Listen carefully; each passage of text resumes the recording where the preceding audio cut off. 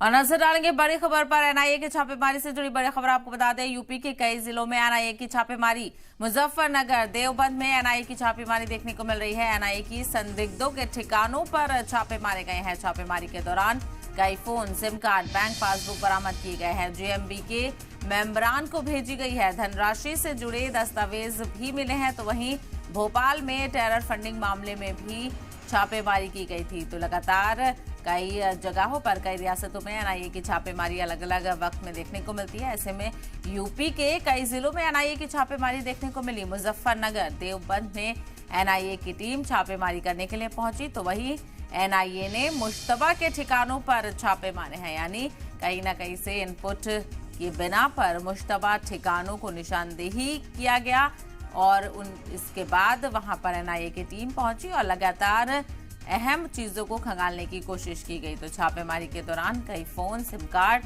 Bank passbook बरामद किए गए हैं और कई कारकुनों के घरों पर भी छापेमारी की गई है।